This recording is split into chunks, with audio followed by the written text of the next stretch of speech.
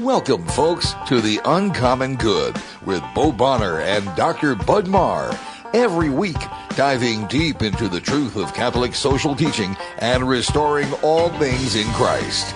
The Uncommon Good, live from Iowa Catholic Radio's Mercy Live Up Studios. The Uncommon Good is on the air. I'm Bo Bonner. I'm Dr. Bud Marr. We are coming to you live, different parts of the world.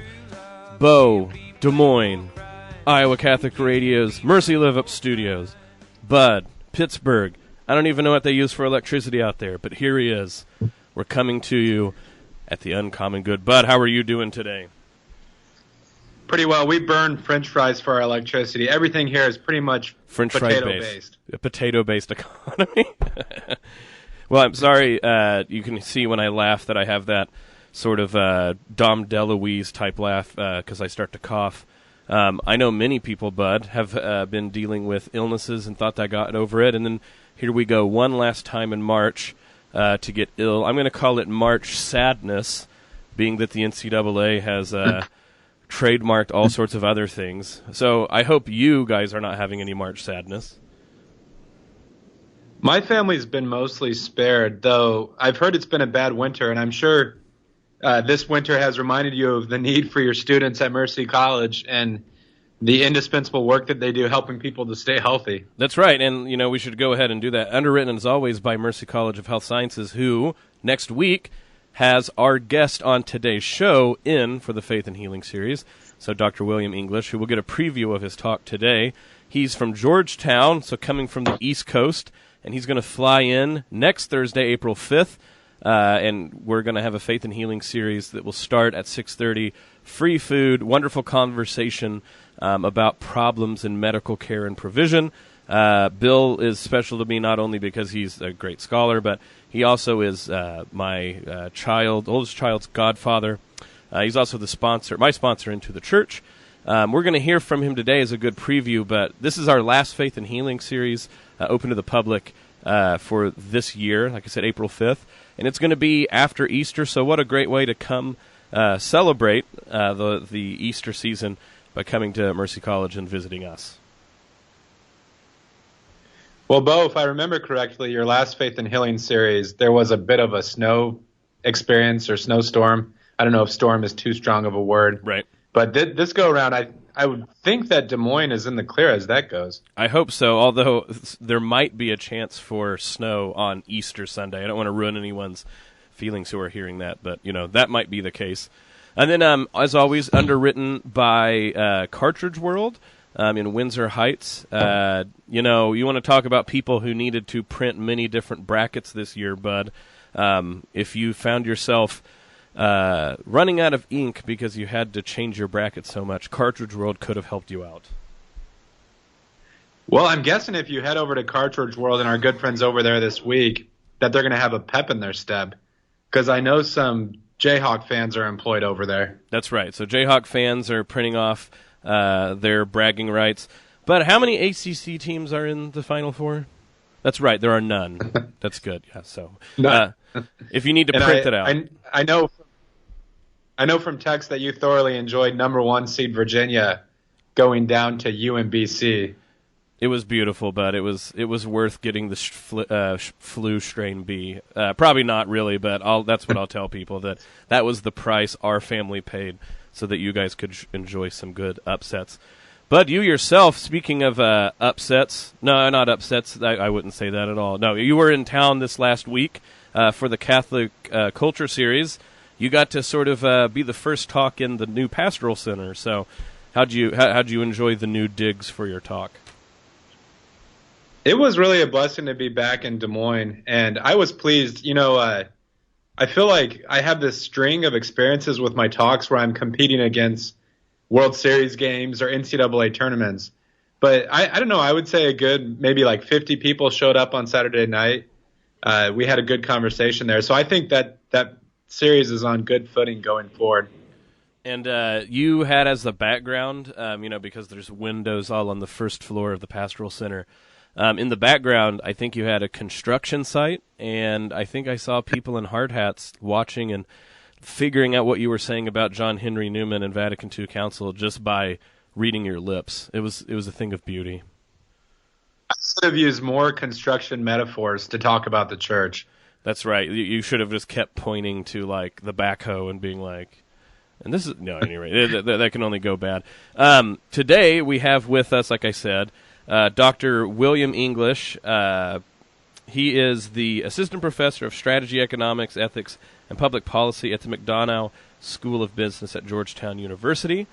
He's going to talk to us about his upcoming talk next week, like I said, that has to deal with medicine, problems in medical delivery, and things like this. We've actually had Bill on the show before, so he's also an all-star of the show, so it's going to be great to have him on. Yeah, Bo, have you ever contemplated like a best of where we brought on, like our recurring guest and had kind of a Marvel Civil War type, just extravaganza? Yeah, Jeb, how many lines in do you think we can have 12 people on at once? Yeah, we could try and work something out. Jeb said we could try to work something out, but actually the microphone didn't turn on when he first said that, so I'm not holding out hope on that one, bud. We might need to wait until we develop a bigger board. Anyway, all this is coming up soon. We're going to talk with Dr. Bill English. Like I said, Bo Bonner. We got Bud streaming from Pittsburgh. Stick around. We'll be back with the Uncommon Good, talking with Dr. Bill English. If you want to continue the conversation with us, know that we always have the Zip Whip line open for you. 515-223-1150, 515-223-1150. You text into the line, we'll see it up on the screen, and we can interact with you. I know that you heard 515-223-1150 quite a bit last week because we had the Carathon, and we want to say thank you to everybody for who donated to the Carathon. It went wonderful. We really appreciate it. But now you can actually just text in onto the Zip Whip line, and you don't have to worry about leaving any sort of credit card numbers or anything like that. All you got to do is remember the Zip Whip line. 515-223-1150. I don't know, but if we keep it up, we might just use the bullwhip sound too much. I thought you were specifically telling me that I can use the text line, and I was being slowly phased off the show. Bud, just go ahead and text in your questions. Yeah, don't worry about it, Bud. Anyway, we'll be back with the Uncommon Good after this.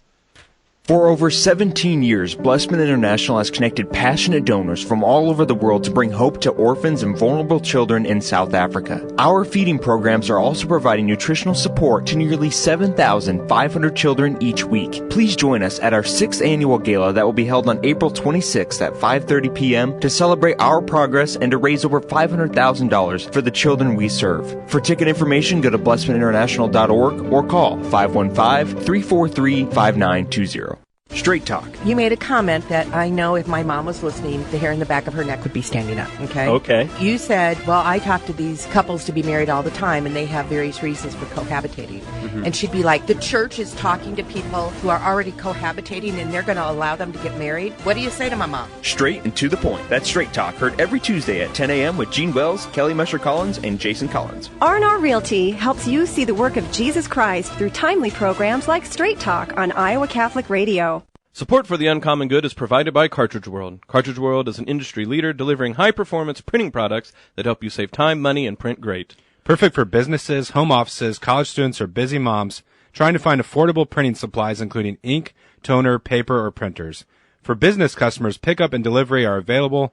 Products are guaranteed or full replacement. Cartridge World, your low-cost, environmentally friendly printing experts, 801 73rd Street in Windsor Heights, 515-564-7400, and online at cartridgeworld.com. Have you reached 40 and wondered, what is my purpose in life? I did. I'm Mark McGarry, and now I'm a seminarian for the Diocese of Des Moines. There was always this feeling that God wanted me for His purpose, and it took me a little longer to figure that out. Exploring the priesthood is the best thing I've ever done. And God willing, I will be ordained to that same priesthood. If you want to explore a vocation to the priesthood, call Father Ross Parker at 515-237-5050.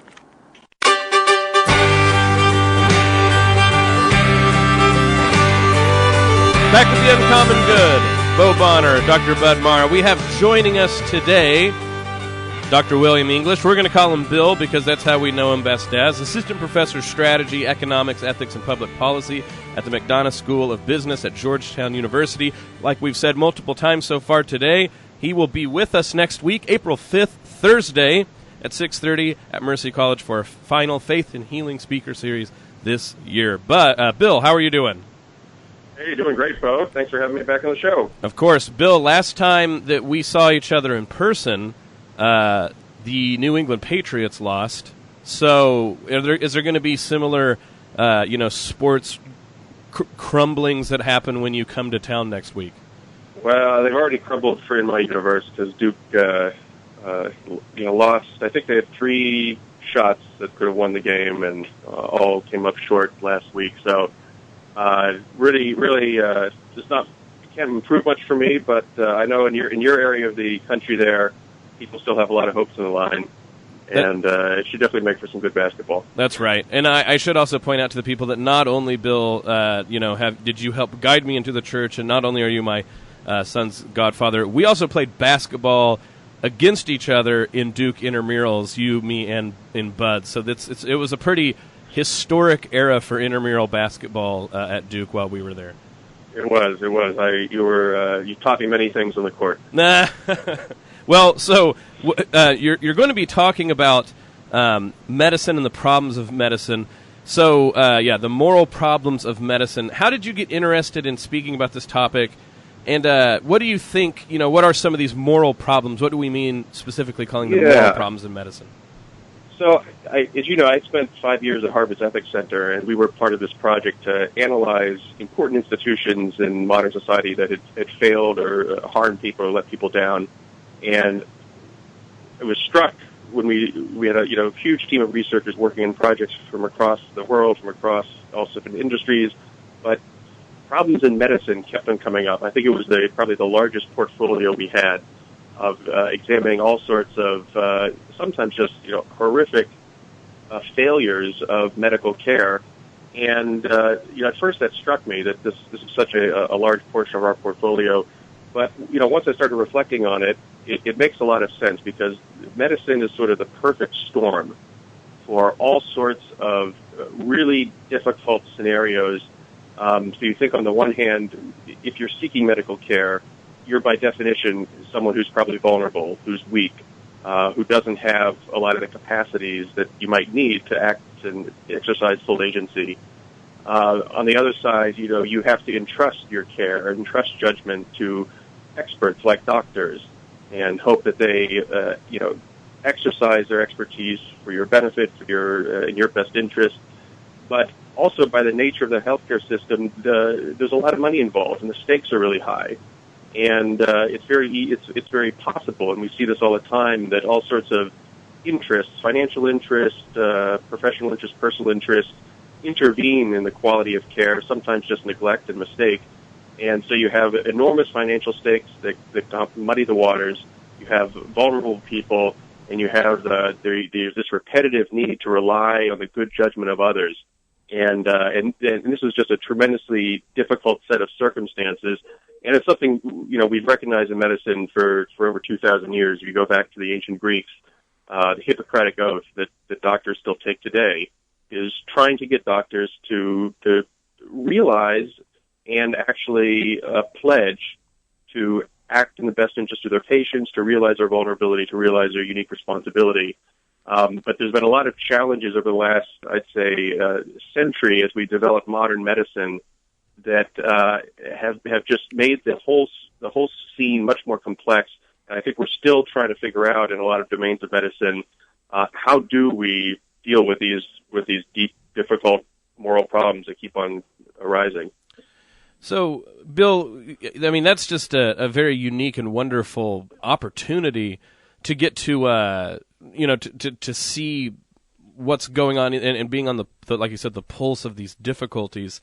I guess the first thing people think of is this just a matter of the medical technology, so to speak, outstripped our ability to speak about it well, or is there deeper issues that just the technology exacerbates, as it were? Yeah. Well, I think technology is key here, and it's also the case. We think often of technologies as X-ray machines or MRI machines, but probably the biggest technology that's changed medicine over the last 50 years is actually organizational technology. That is, 50, 60 years ago, you probably knew your doctor really well, and if something went wrong, you had one doctor. If you went to the hospital locally, it was a community that was fairly stable, people there were networks of social networks of accountability. Now, when we deal with a healthcare system, we deal with extraordinarily large, complex bureaucracies. You might, be passed between many different doctors whom you've never met before. You have people, hospitals trying to manage patients coming in and out. You have enormous, complicated reimbursement schemes on the insurance side. And probably more than anything, the technology of institutionalizing healthcare at a massive scale has created, I think, some of the greatest challenges for the sort of ethical and integral delivery of healthcare. And you see this in the way that responsibility is diffused throughout complex organizations. So it's often hard to tell, who's actually responsible when something goes wrong. And you could have a lot of different people. You could have 5 different nurses through the course of the week, each of which was supposed to check on one little thing, and each assuming that somebody else is. So this actually, and it's paradoxical because we don't often think about that, I think has been one of the biggest challenges, is how do we reintroduce, even for well-meaning doctors, well-meaning health providers, the capacity to exercise responsibility in a complex organizational environment. One thing I've mentioned, my students, when we think a lot about ethics more generally, I think there's a lot of, on the personal level, sometimes it's much more clear from an issue of natural law, how I ought to treat somebody else and what things I ought not to do. But I ask my students, is it a requirement of morality for you to wash your hands every 30 minutes? And they say, no, of course not. It's not a requirement of morality. But if you're a doctor in an infectious disease ward, it turns out if you don't do that every 30 minutes, people are going to die. And these are insights that it takes a long time to figure those things out once you start scaling into large bureaucratic organizations, that there are these rules that we discover that if people don't follow them, it becomes a big problem. But there are also things we need to educate people on because it's not obvious that you need to wash your hands this often. But if it turns out you're going to put everybody in the same ward that has these highly contagious diseases, this is absolutely essential. And that's sort of I think, an analogy for all sorts of difficulties in large medical bureaucracies. How do we identify the things that people have to do within these large bureaucracies and then communicate that in a way that's actually meaningful and constructive? Bill, this is Bud. With some of the challenges that you're highlighting there, do you think, when we think about Catholic healthcare today, that the main sort of difficulties that we're facing have to do with like it sounded like what you were describing there was sort of like institutional bureaucracies that create these complexities, or is there in some ways like a conflict even in the Catholic conception of the common good with the moral values that pervade our society? Yeah, that's a good question, and it's interesting when you look at the Hippocratic Oath, the underlying commitment that doctors make is to the health and well-being of their patients. And traditionally, this is what medicine's aimed at: is making the sick healthy again. Now, in its place in the technological side, we have all sorts of technologies that really aren't aimed at health. They're aimed at all various sorts of enhancements or body modifications or various ways we might try to hedge our bets and all sorts of technologies where it's actually not even clear that a doctor should be administering them. If a doctor is dedicated to health, you might have another system which is called body manipulation technologies. And maybe it just shouldn't be called healthcare. Yeah. But I think that's particularly for Catholic hospitals. I think figuring out what stands at the core of their mission. Is their mission really helping the sick, bringing them back to health, comforting the dying, or should it include this whole other portfolio of things we can do technologically with the body that might actually be quite distant from that original vision of healthcare? Well, Bill, I think one of the interesting ways to sort of integrate the last two questions is it's not that it's easy to be like a moral person individually, but like you said, there's a clarity to it. We have many centuries of talking about what do I as an individual owe to someone else. But then we'll like jump to an entirely different category to talk about collectively how do we all work together, or how does a system work. It sounds to me that a lot of your work on the ground has been saying, how do we integrate the more quote-unquote sure footing of an individual's responsibility to another individual into a bureaucratic schema? And there's words that we sort of just throw out as like they're always negative, like, oh, bureaucracy. We say, we always almost say it as with a frown. But like you've pointed out, the fact that we can deliver some of the straight miracles of modern medicine is because we have this large organization.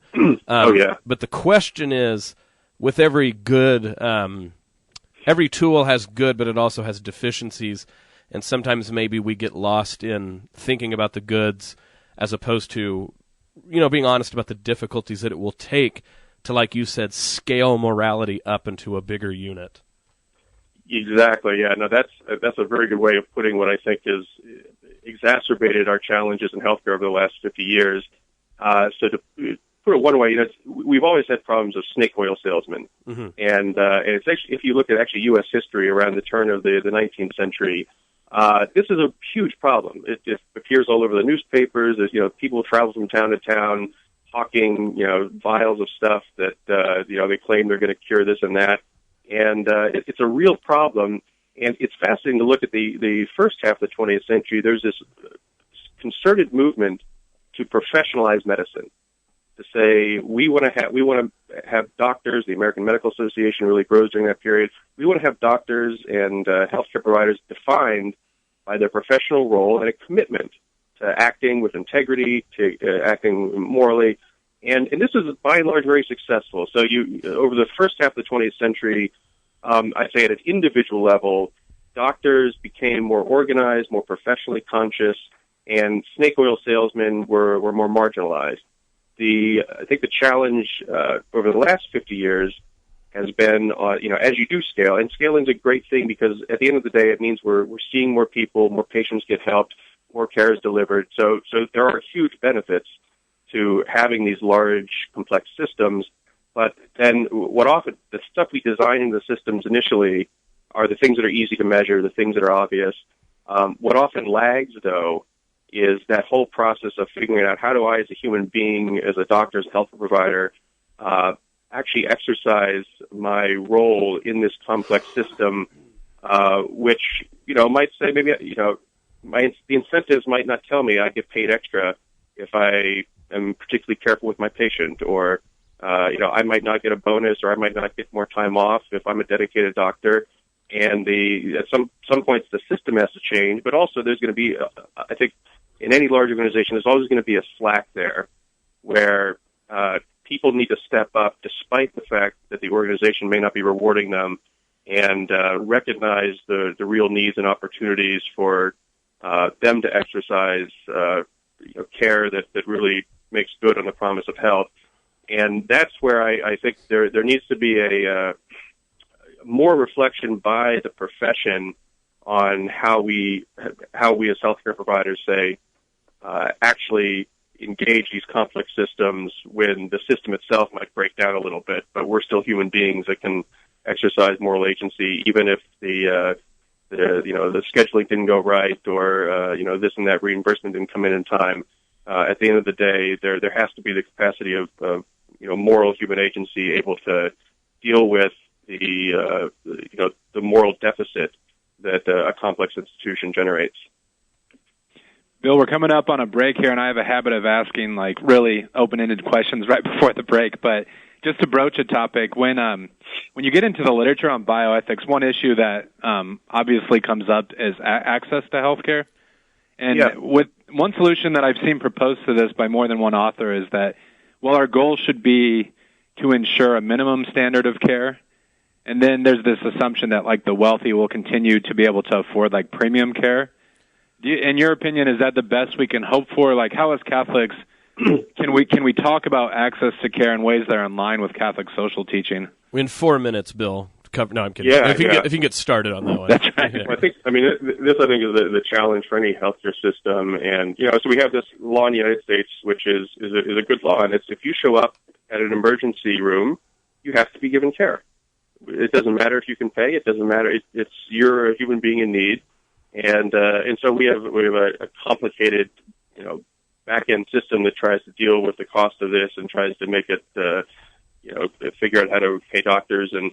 The last 10 years, I think, have shown that there's an enormous amount of just inefficiency in U.S. healthcare and many, many, many ways in which our whole insurance system, Medicare, Medicaid, can be much better organized to actually make access possible. And the unique part of your question is, at what point does the provision of access of something like some basic universal access how does it interact with healthcare markets more generally? And will it always be the case that the rich are able to buy slightly higher quality care? I suspect that's probably the way that markets work, but what ends up happening at the end of the day is the rich subsidize a lot of crazy experimentation out there, things that may or may not work. And once they do work, I think they proliferate very quickly down to a much broader level, down to people who are going to access it across the system of all income levels. So it is the case, I think, that in any market, the rich will always be sort of the first users, first adopters, but they're also the first guinea pigs. So they're also the people that are going to be paying a lot of money. Some things aren't going to work. But when things do work, I think they can be diffused pretty quickly. And I have some examples of that when we get back from the break that I think are kind of hopeful. Good, because I'm looking forward to that. I'm also looking forward to say, scale always seems to be the big multiplier here. A snake oil salesman in 1911 sells you a bottle of just pure hooey, and you're out like $5.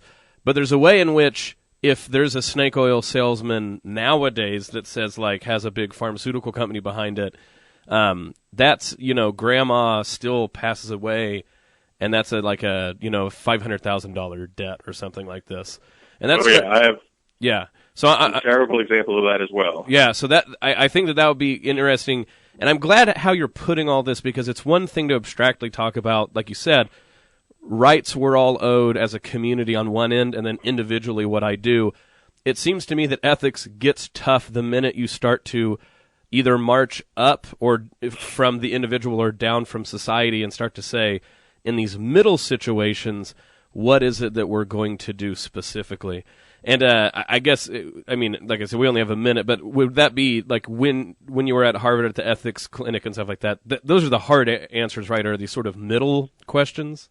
Yeah, I think it's very much practically what needs to be done to improve the situation we have right now. And you need to start with the ethics questions, with the big picture questions, understand what's gone wrong, why it's bad. But then the real challenge is, this is how things are now. Can we change the way the system operates? Can we change the way we educate people? Can we change something that's actually going to make a positive improvement? And then that might also open up new possibilities, too. Once that happens, that might solve some other ethical issues, or it might mean you have more leeway and capacity to deal with something else. So it's the practical issues that really interest me.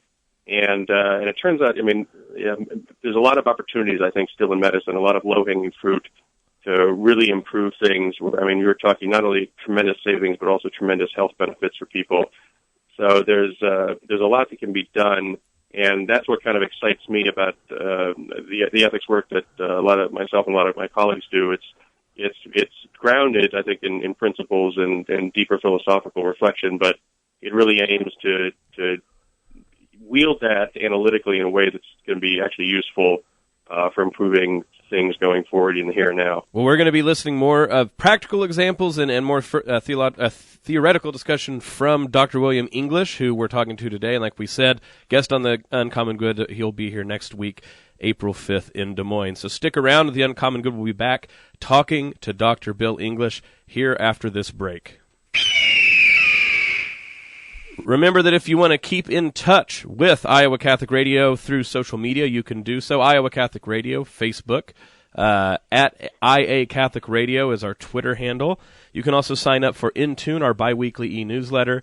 Send by email every other Wednesday. Complete, easy-to-navigate source for station headlines, event registration, program highlights, and more. Only 2 emails per month. We don't bombard your inbox at all. If you want to get in touch with us through the Zip Whip, 515-223-1150, we will read your texts, and then we will try to answer them. And like I said, I know that I've already said it before, but to promote it again, next week, April 5th, so when you have your Easter smiley faces on, you can come to Mercy College and hear Bill in person. That's Thursday at 6:30, April 5th. And, everything else, like I said, wanted to thank you guys one more time for a wonderful carathon. It was good to be on the radio. We appreciate your donations. We'll be back with the Uncommon Good right after this. Ladies, our next Mosaic Luncheon will be on Thursday, April 12th at St. Augustine's Church. Our featured speaker will be Marilyn Lane. She is the co-founder and co-chair of the Christ Our Life Catholic Regional Conference. She will share stories and insights into how the Holy Spirit can become indispensable in your life. Doors open at 11:30 a.m. for lunch, and the program will run from 12 to 1. Reserve your seats today by going to iowacatholicradio.com or call 515-223-1150 and make your soul active in Christ. For over 17 years, Blessman International has connected passionate donors from all over the world to bring hope to orphans and vulnerable children in South Africa. Our feeding programs are also providing nutritional support to nearly 7,500 children each week. Please join us at our 6th annual gala that will be held on April 26th at 5:30 p.m. to celebrate our progress and to raise over $500,000 for the children we serve. For ticket information, go to blessmaninternational.org or call 515-343-5920. Support for the Uncommon Good is provided by Cartridge World. Cartridge World is an industry leader delivering high-performance printing products that help you save time, money, and print great. Perfect for businesses, home offices, college students, or busy moms trying to find affordable printing supplies including ink, toner, paper, or printers. For business customers, pickup and delivery are available. Products are guaranteed or full replacement. Cartridge World, your low-cost, environmentally friendly printing experts, 801 73rd Street in Windsor Heights, 515-564-7400, and online at cartridgeworld.com. 8th grade was when I first wanted to be a priest. I'm Jake Epstein and a seminarian for the Diocese of Des Moines. When I told friends I was thinking of the priesthood, their reaction was so discouraging, I didn't mention it again to anyone for years. As I prayed the Angelus and heard Mary's words, "Let it be done to me according to thy word," I finally had the courage to say my own yes. If you want to explore a vocation to the priesthood, call Father Ross Parker at 515-237-5050.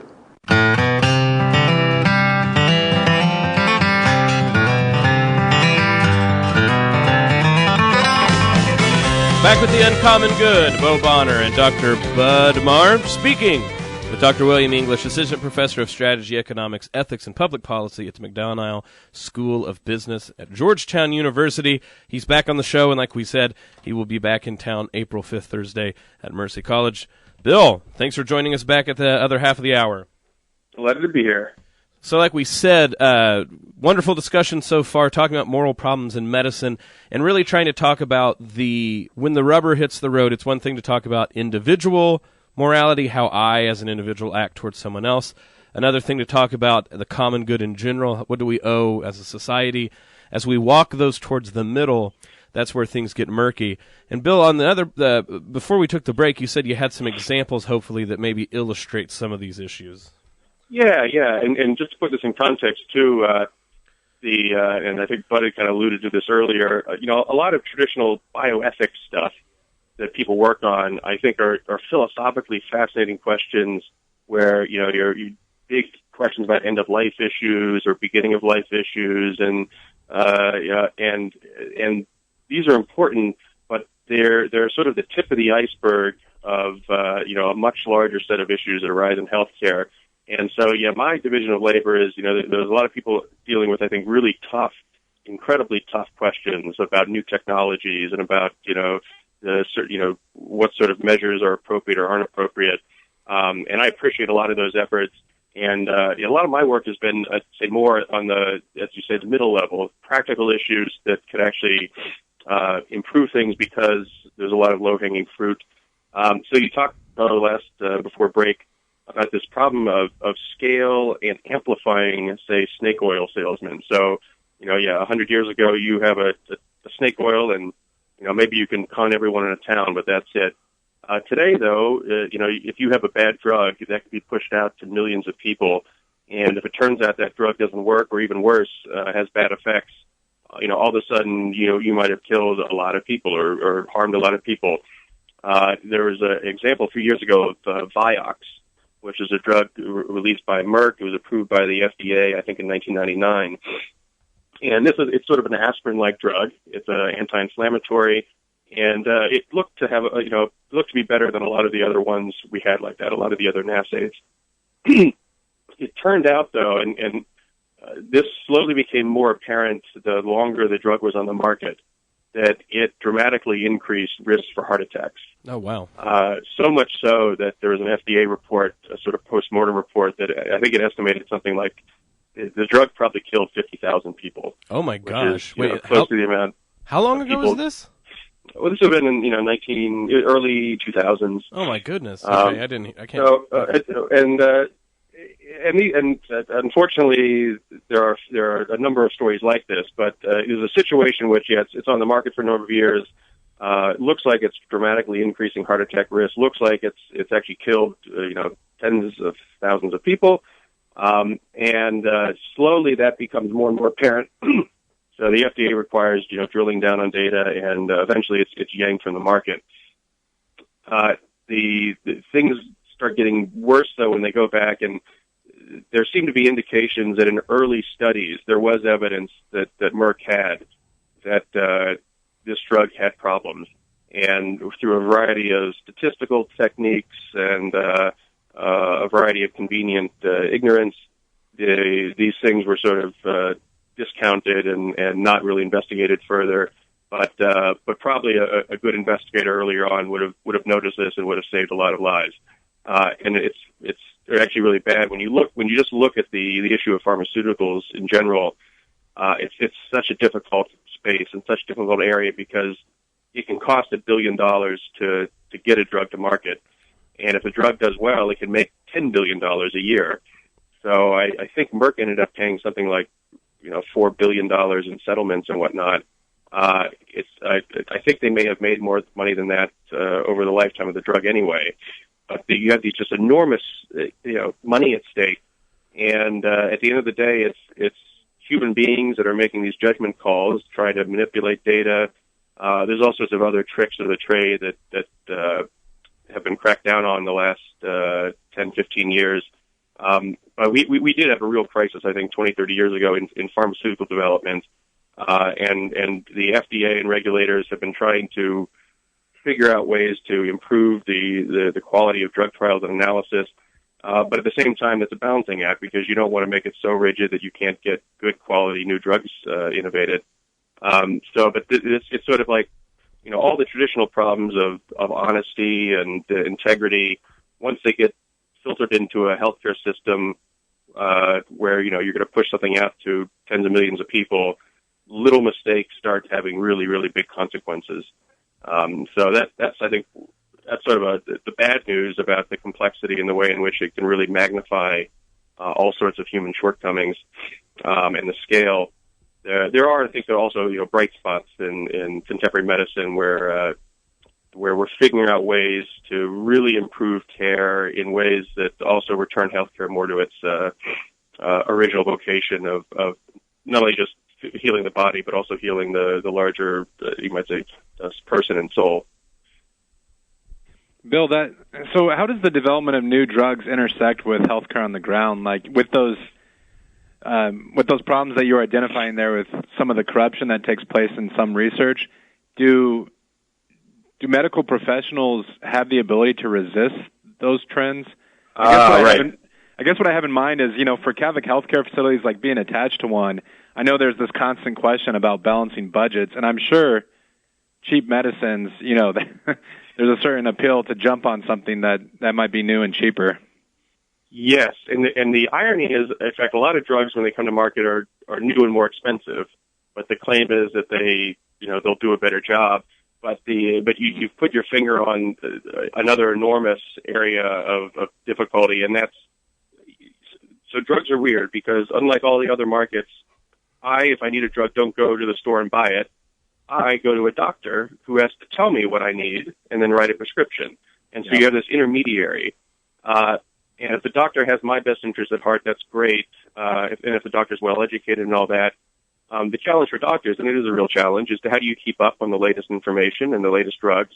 And drug companies, for legitimate reasons, need to educate people. So they have all these marketers go out and people explain their drugs and provide doctor samples. And the big problem here, though, and there's been some horrific cases of this historically, is you don't want a situation where a drug company can say to a doctor, particularly say a doctor that he might control the formulary or the pharmacy for an entire health system.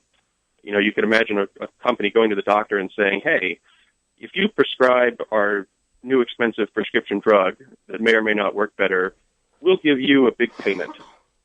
You, Mr. Doctor, and we'll probably get, $10 million of revenue because it'll be prescribed for everyone in your system. And there have been tons of cases like this. There was a particularly bad one where a doctor who's in charge of health care for an entire, I believe it was in Chicago, an entire retirement system that, was dealing with elderly, ended up prescribing, it's a generic anti-schizophrenic drug that can be used for dementia, but the one thing that the drug indication says very clearly is that it should not be used with old people because it increases the risk of stroke. And lo and behold, this doctor ended up mandating that this drug be prescribed at all these nursing homes. And when they dug in and figured out how did the doctor ever make this terrible mistake, it turns out he was getting very large speaking fees, consulting fees from the drug company, essentially being bribed and bought off. And that's just a terribly corrupt situation that I think early on in the race to get a lot of medicines disseminated was a real problem. Now we've had a lot of laws in the last 10, 15 years to try to deal with this problem of doctors essentially being bribed to recommend very expensive treatments. And we've gotten also better about monitoring conflicts of interest in healthcare. So, the doctor can't, send you to a clinic that he owns for some specialty test that he's going to benefit from, or she's going to benefit from. So, the conflicts of interest in medicine, I think, can be really elaborate and really problematic.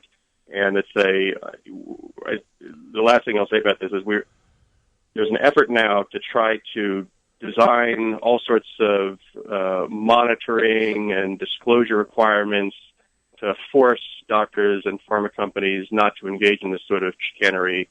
And some of these are probably a move in the right direction, but at the end of the day, a doctor should have enough integrity to say, look, I'm not going to take this payment. It's going to bias my judgment. It's not something that's worth my integrity and independence.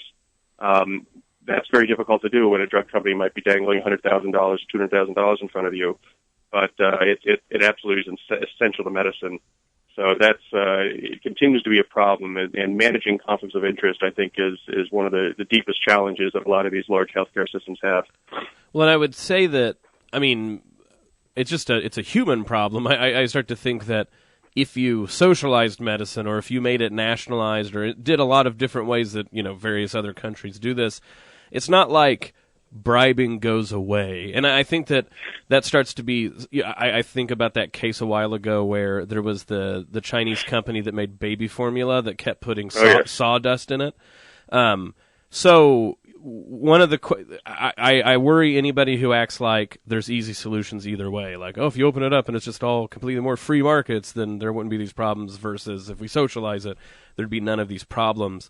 So that starts to be the question is, if you want a distinct Catholic take on the problem of bureaucracy, it seems to me it's original sin, right? That eventually people let their pride or some petty interest leak in, and there's other people looking to exploit that.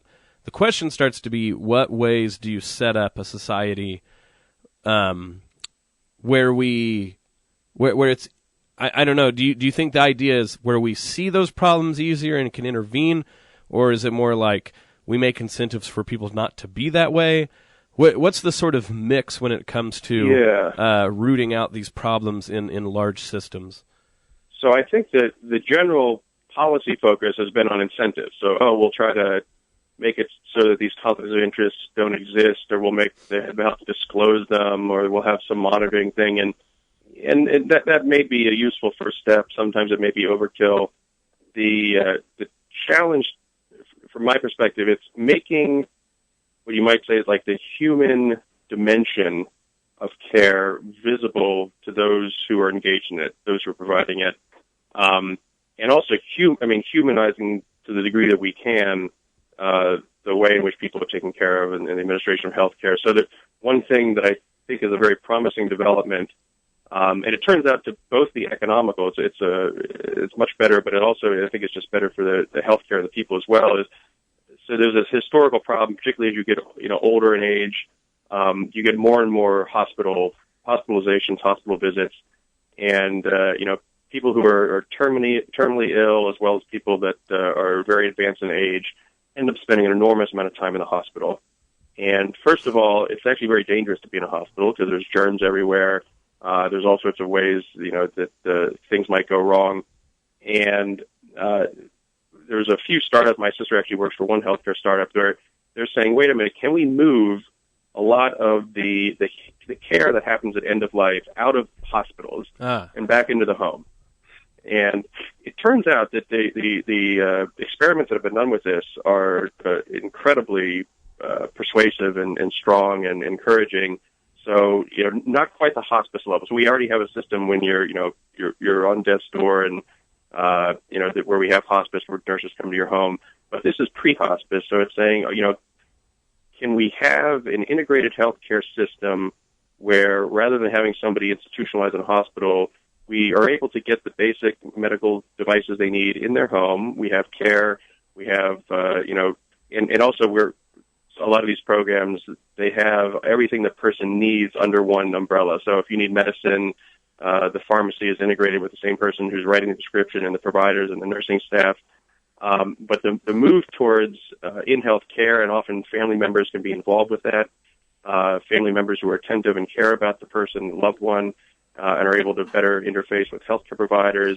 It's a much more comfortable environment for patients, and there's good evidence that it both extends their life, it extends their quality of life, it improves their own satisfaction, and it actually costs a lot less because you don't have this expensive entire health hospital surrounding you that's trying to do all these very expensive provide all this expensive infrastructure. So I do think that's a good movement, and partly what makes it succeed is it makes that human dimension of care much more visible and much more familiar and ordinary.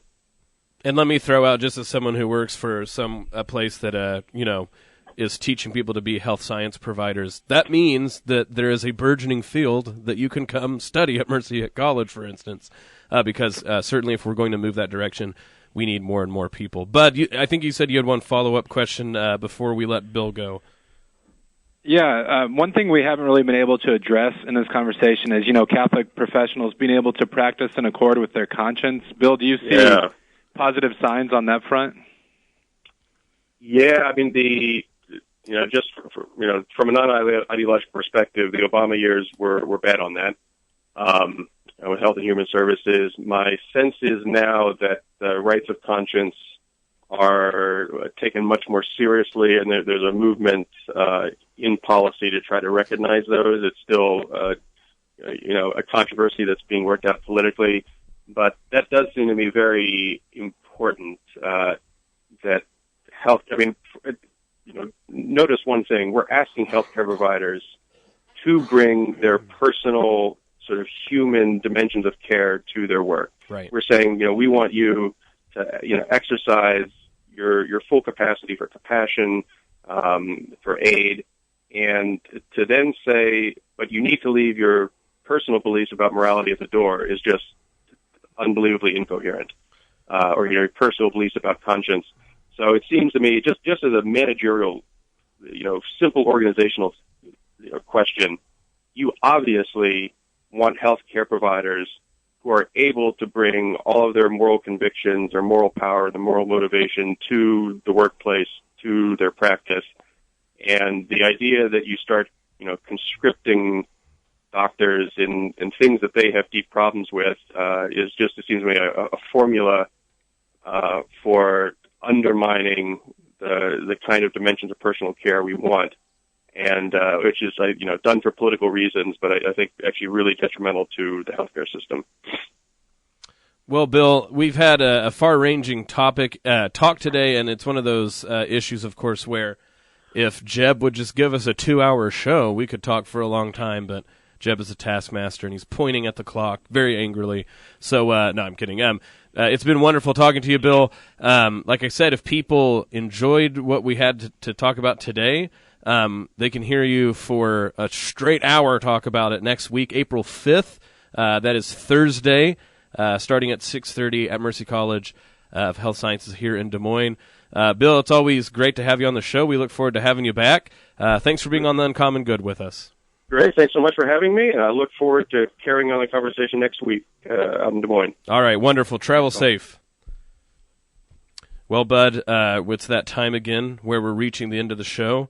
I want to throw out a special praise to you, Bud, that when Skype wasn't working and we could hear background noise, you gave up your Skype and you hung up and you called back, and that's just for Holy Week. It's pretty impressive. But yeah, the robots are supposed to make our lives easier, but so often it doesn't feel that way. And your mentioning of Holy Week, this is a good time, I think, to unplug a little bit and really dedicate some intentional hours to reflecting on what Christ did on our behalf. So I wanted to wish everyone before the show ended a very blessed and holy sacred Twitterum. Yep, it's crazy how the clock keeps on turning. It just seemed like a few days ago it was snowing, because it was. And Lord knows it might snow again this week, so I'm not going to speak too much out of turn. But it really, on one hand, Lent is always strange. It always seems like it's gone on forever, but then you really stop and think about it. And I go, man, I've really not done that much for Lent, and I need to stop being such a baby. Well, one thing I love about our show and just Iowa Catholic Radio in general is this blending of, what God did on our behalf, and the plan of salvation is at the center of everything that we do. And I think Iowa Catholic Radio, we're always trying to encourage people, it all starts in the parish and in the act of worship. But it's great to talk to people like Bill and remember that education and hospitals have been at the center of what the Catholic Church is about. And that's not, these conversations aren't sort of like an aside or tangential to our life in Christ, but comforting the dying, caring for those who are sick, that's part and parcel of what Jesus is calling us to. That's exactly right. And so may Jesus Christ, the Prince of Peace, reign in our hearts, in our cities, in our state, in the entire nation, in the world. This is The Uncommon Good. Thank you for joining us. We will be back next week, and when we are back next week, a whole new season where we can truly say the A word again, because Jesus Christ will be risen. So we will see you all next week. Here on Iowa Catholic Radio, we want to thank you for being a part of our ministry. Like we said, Carathon last week, a rousing success. We're still getting people sending in donations. We want to say, just because Carathon's over doesn't mean that you still can't be a part of our ministry. Our ministry is more than just us speaking here on air. It's not more than people just behind the boards. It's you being a part of our ministry. And if you feel called to give, you can still do that. Or we can always go online where there's the donation button. We also have coming up, like I said, we've harped on it quite a bit, but Bill English, who you just heard from Georgetown University, will be at Mercy College just next week, April 5th, which is Thursday at 6:30. We'd love for you to be there. We also have Thursday, April 12th, the Ladies' Mosaic Luncheon, which will be at St. Augustine's Church. That's Thursday, April 12th, starting at 11:30 a.m., and the program runs noon to 1. We have, Marilyn Lane, who's going to be talking about the power in promptings, co-founder and co-chair of the Christ Our Life Catholic Regional Conference. So like I said, that's the Ladies' Mosaic Luncheon that Iowa Catholic Radio always puts on. But if people want to join our ministry of Iowa Catholic Radio, what else can they do throughout the week? If you're disciplined and an early bird, you can wake up at 5 a.m. to read the Catholic Bible in a year with Jim Lyons and Gene Wells. That transitions right into prayer. So at 5:30, there's the Rosary, followed by the Angelus. And the Rosary is prayed right before our show, which is kind of an awesome lead-in. You can stick around after this is over for Christ is the Answer with Father John Ricardo. So many ways to deepen your faith on Iowa Catholic Radio. Like we said, we've had the Catholic lectures, Catholic Culture Lecture Series. Bud and I both have had a chance to talk. We have another one that will be coming up in April. Sorry, I had to look there. April 28th. And so Dr. Kenneth Kemp. So that keeps rolling along. The Catechetical Institute, which, again, Bud and I have both had the chance to speak at, is wrapping up its 2-year arc, and it's getting ready to start again. So that's something else to look at. All sorts of things to do throughout the Diocese of Des Moines. And like I said, we're getting ready to get done with school, getting into the new Easter year. So we hope that you can find ways to join a local ministry. Bud, thanks for joining us. Enjoy your Easter French fries over there in Pittsburgh. And thank everybody for listening. This is The Uncommon Good. We will talk to you all next week. God bless. The Uncommon Good with Bo Bonner and Dr. Bud Marr is heard every week on wonderful Catholic stations like this one, and anytime on podcast. Just search for The Uncommon Good.